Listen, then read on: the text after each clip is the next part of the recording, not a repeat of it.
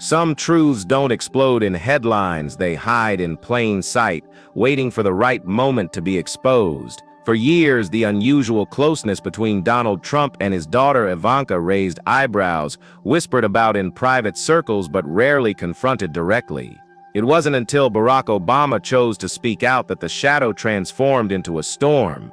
His words would ignite the question that many had buried, and Trump's furious response would only make the story darker. It began, as so many political dramas do, with a rally. The arena pulsed with energy, the kind of energy you don't just hear, you feel vibrating in your chest. Thousands of supporters crammed shoulder to shoulder, red hats bobbing like buoys in a restless sea. Banners waved, cell phones glowed. The air smelled of popcorn, sweat, and anticipation. People weren't just waiting for a speech, they were waiting for a show. Then the music swelled. The familiar soundtrack, chosen carefully to stir nostalgia and patriotism, thundered through the speakers.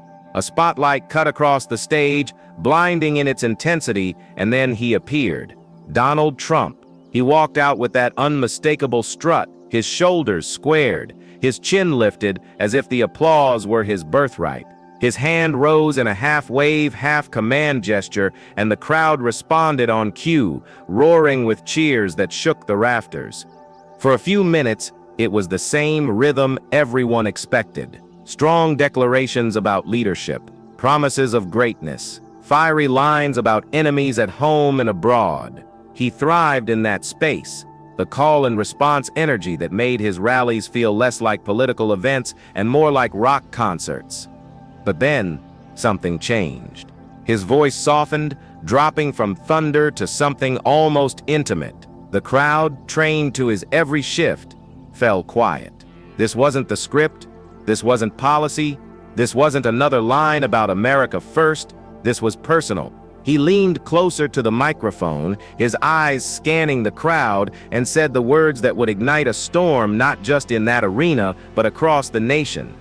Ivanka isn't just my daughter, she sits the partner behind my biggest decisions.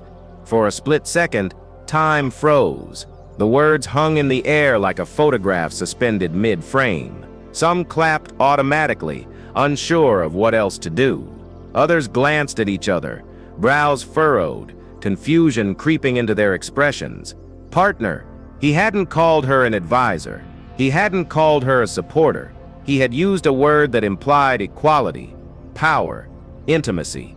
And it wasn't the first time. Over the years, Ivanka's presence in Trump's orbit had been more than symbolic. She sat in meetings where national security was debated, posed beside world leaders at international summits, even substituted for the president at events where only heads of state were expected. Always smiling, always poised, she was a constant figure in spaces where no daughter should casually appear. But this admission, the word partner, shifted everything.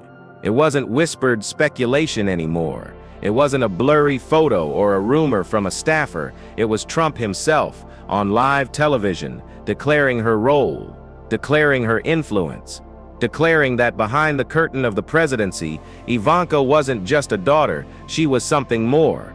The tone of his voice didn't help. It wasn't the booming bravado of a commander-in-chief.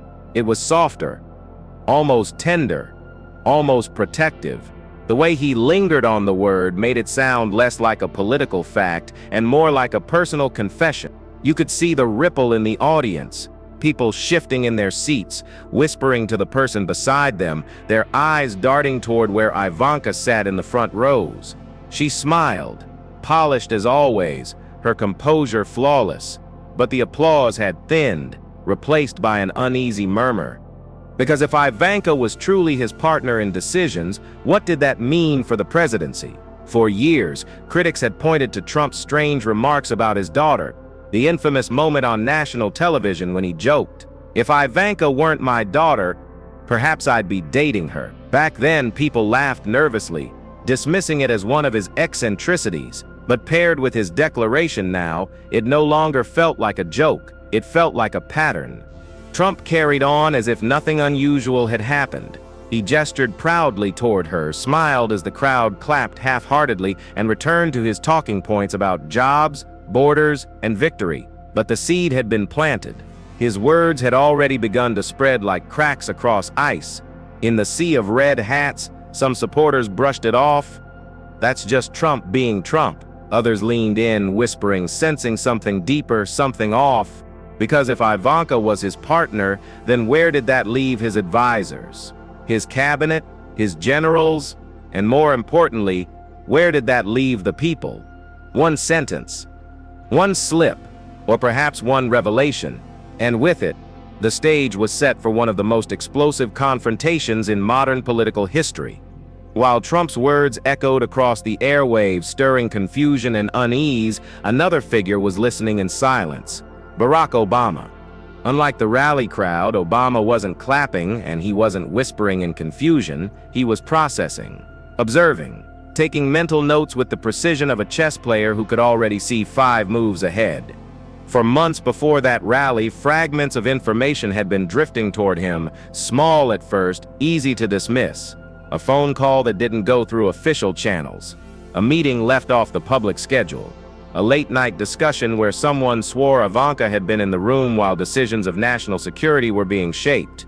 At first, Obama regarded these reports as whispers in the political wind. Washington was full of gossip, and presidents had always relied on family in small, private ways. But as the months passed, the whispers grew louder, sharper, more insistent. A retired staffer hinted that Ivanka had overridden senior advisors. A mid-level diplomat swore she had been the one steering delicate conversations with foreign envoys.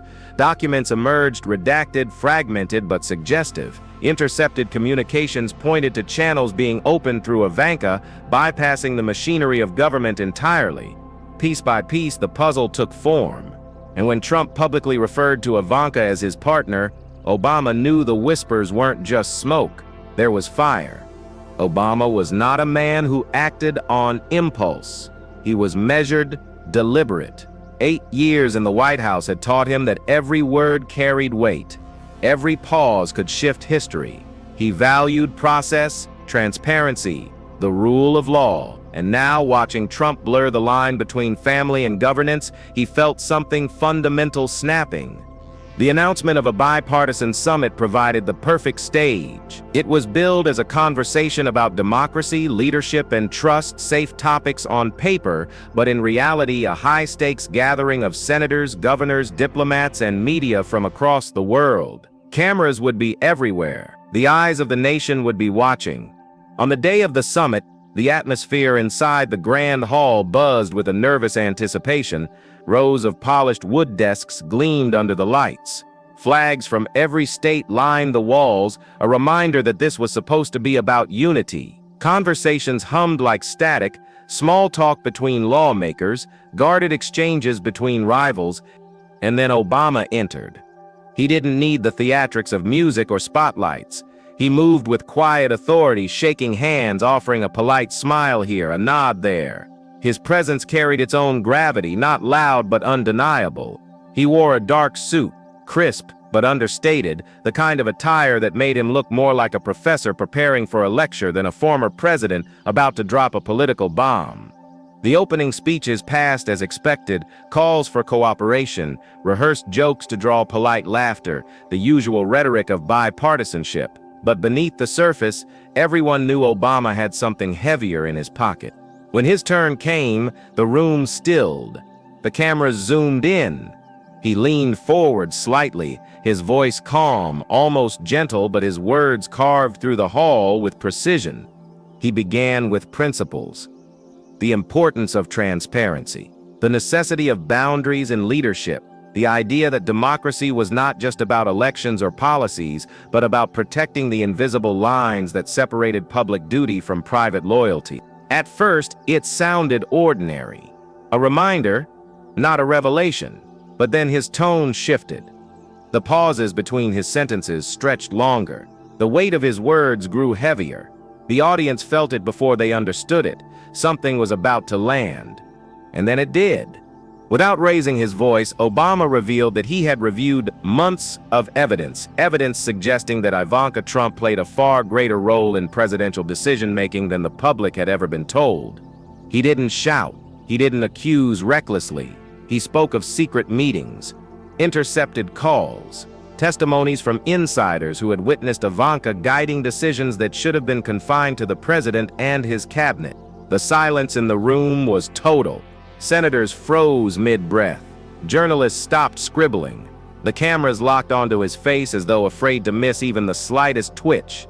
And then came the line that would ripple across the nation. "Sometimes," Obama said slowly, "it sets hard to tell if she is acting as his daughter or if she is playing another role entirely." The words struck like a thunderclap, though his delivery was quiet. No accusation, just a question. A question sharp enough to pierce the armor of loyalty. A question dangerous enough to ignite the fury of a sitting president. The silence afterward was deafening. You could hear the faint whir of the cameras. A cough from the back row echoed like a gunshot. People shifted uncomfortably in their seats, unsure whether to react, whether to laugh nervously, or to stay still. Obama sat back, his face calm, his eyes steady. He had dropped the stone into the water and was content to let the ripples spread. Because somewhere, not too far away, Donald Trump was watching, and his reaction would change everything.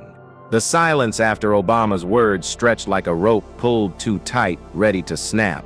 Sometimes it sits hard to tell if she is acting as his daughter or if she is playing another role entirely. The line echoed in the hall, repeated silently in every mind, heavier with each passing second. For 42 long, unbearable seconds, no one moved. The cameras panned across faces frozen in disbelief, senators with lips parted, ambassadors shifting in their chairs, journalists wide-eyed with pens hovering above notepads. It wasn't just the statement, it was the audacity of asking the question out loud on that stage, in front of the world. And then, like the crack of thunder before a storm, Donald Trump erupted. His hand slammed against the table with a sharp crack that reverberated through the chamber. The sound startled the audience, pulling gasps from the crowd, heads whipped in his direction. His jaw was clenched, his face red, his eyes blazing with fury. "That sip's my daughter you are talking about. My daughter." The words exploded out of him raw, unpolished, unfiltered. This wasn't the slick showman at his rallies. This was a father cornered, lashing out with pure instinct. His voice thundered across the hall, bouncing off the walls, shattering the silence Obama had so carefully constructed. The mask of presidential composure was gone. What stood there was a man boiling with rage, his finger jabbing toward the stage as if each movement was a weapon. "You don't talk about my daughter like that. You don't The room froze, the audience caught between fear and fascination. Some lawmakers avoided eye contact, as though being seen reacting might implicate them. Others leaned forward, captivated by the raw spectacle unfolding before them. Obama remained still, his expression calm, his hands folded in front of him. He didn't interrupt, he didn't flinch. He let the fury burn itself into the air. Trump pressed on, his words tumbling faster, louder. He accused Obama of crossing sacred lines, of dragging family into the mud of politics, of twisting loyalty into something dark. His voice cracked, not from weakness, but from the sheer force of emotion behind it. "This is nothing but a smear campaign," he roared. "They stir terrified of my success, terrified of my family, and they sit'll do anything to bring us down." The crowd inside the hall stirred uneasily. Some clapped hesitantly, more out of reflex than conviction. Others exchanged looks of discomfort, their expressions whispering the question Trump refused to answer: if Ivanka had no real influence, why hadn't he denied it? Because he hadn't set. In all his fury, in all his fire, Trump never once said the words, "That isn't true. Ivanka doesn't shape my decisions." Instead, he pivoted, he deflected. He painted himself and Ivanka as victims, warriors standing against a corrupt system desperate to tear them apart. It was classic Trump, turning defense into attack, turning suspicion into spectacle. But to the careful listener, it sounded like avoidance. And there, at the very center of the storm, sat Ivanka. The cameras cut to her face composed, her posture perfect. She sat still as marble, her hands folded neatly in her lap, her smile frozen in place like a mask she had worn all her life. If she was shaken, it didn't show. Her silence was its own performance, calm, controlled, deliberate. But silence can be louder than words. Some saw it as strength, proof of her ability to remain composed under unbearable pressure. Others saw calculation, a refusal to expose what lay beneath the surface. Her stillness told a story of its own, though no one could agree on what that story meant. Trump's fury surged higher, like a wave crashing again and again. He accused his enemies of trying to erase his legacy, of disrespecting his family, of stepping beyond every boundary of decency. His finger stabbed the air, his voice shook with indignation, his chest heaved with each breath. But anger is often a mask for fear, and the louder he shouted, the more it seemed like he was dodging the very question Obama had placed before the nation. Was Ivanka simply a daughter standing proudly at her father's side? Or was she something more? By the time Trump finally sank back into his chair, his face flushed, his breathing heavy, the room buzzed with energy too heavy to contain. Conversations broke out in whispers, the hum of unease replacing the silence. Obama remained still, composed, his eyes steady, his expression unreadable. He didn't gloat. He didn't press further. He let Trump's eruption speak for itself. And Ivanka, the silent center of it all, sat unmoving, a polished smile, a tilted chin, eyes that revealed nothing.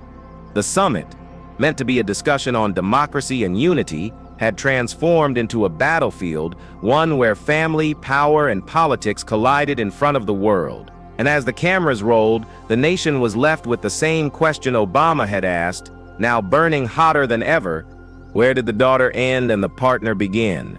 When the summit finally adjourned, the air inside the chamber felt heavy, like smoke hanging after a fire.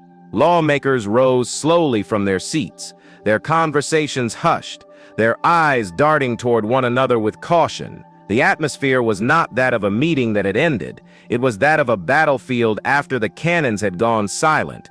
Some walked away shaking their heads, muttering to aides in tones too low for microphones to catch.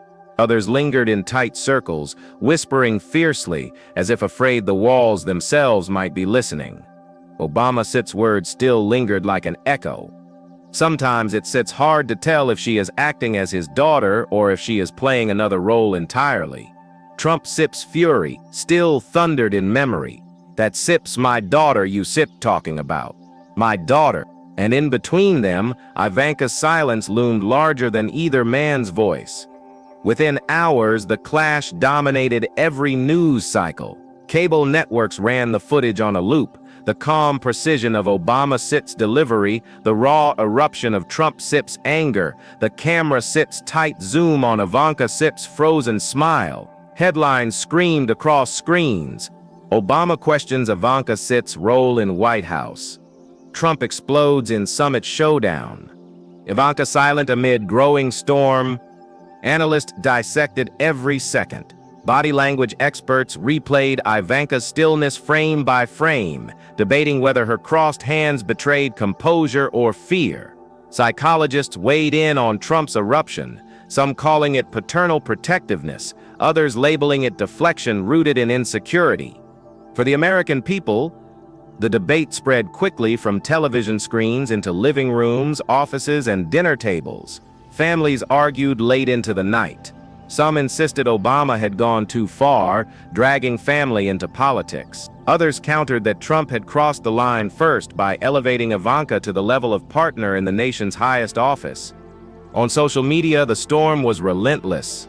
Hashtags trended: #first-daughter or first partner, #Obama vs Trump, #Ivanka silence. Memes flooded timelines. Images of Trump pointing furiously, Ivanka Sip's frozen smile paired with captions like "the calm in the chaos" or "the partner no one voted for." And yet, beyond the noise, beyond the partisan bickering, a deeper unease began to take hold. Obama's intention had been clear. This wasn't about personalities, it was about principle. The presidency was meant to serve the people, accountable to them, not to family bonds or private loyalties, If a daughter could steer decisions without election, without confirmation, without scrutiny, what did that mean for democracy itself? Trump's response, however, had muddied the waters. By refusing to answer the core question and instead unleashing raw fury, he had stoked both loyalty and suspicion. To his staunchest supporters, his eruption was proof of his love, his authenticity, his refusal to bow to political games. To his critics, it was evidence of fear, of avoidance, of a man cornered by truths too uncomfortable to confront. And then there was Ivanka.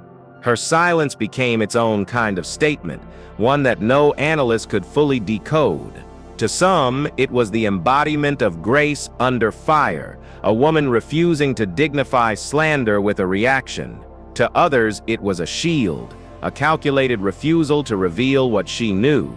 Silence can protect, but it can also incriminate. And the longer she remained quiet, the more her stillness was filled with meaning by those eager to interpret it. Days passed, but the questions only grew sharper. What exactly was Ivanka's role in the White House? Had she truly influenced matters of state, matters of war and peace, matters that affected millions of lives? Or was she, as defenders claimed, merely a daughter offering counsel to a father who valued her voice? No memo was released to clarify. No statement was issued to put the matter to rest. And so the speculation thrived. Historians looking back would call it one of the most dramatic confrontations between two presidents in modern memory, not because of the shouting, but because of the silence it left behind. For in that silence lay the real weight of the moment. Not just whether Ivanka was a daughter or a partner, not just whether Trump's fury was love or fear, but whether democracy itself could withstand the blurring of its lines. Whether the highest office in the land could afford to be governed not by institutions but by bonds of blood. Obama had thrown a spotlight onto that question. Trump had tried to drown it with rage. Ivanka had refused to answer. And the American people were left staring into the mirror of their own governance, asking themselves, if power can slip quietly into the hands of the unelected, what does that say about the strength of the system we trust to protect us? The summit ended without resolution, but the echoes of that day never faded. The footage remained, replayed endlessly, studied like scripture, and each time the words were spoken, Obama's calm, Trump's roar, Ivanka's silence, they carried the same haunting weight, because some truths don't hide forever. And sometimes, the most dangerous question is the one left unanswered.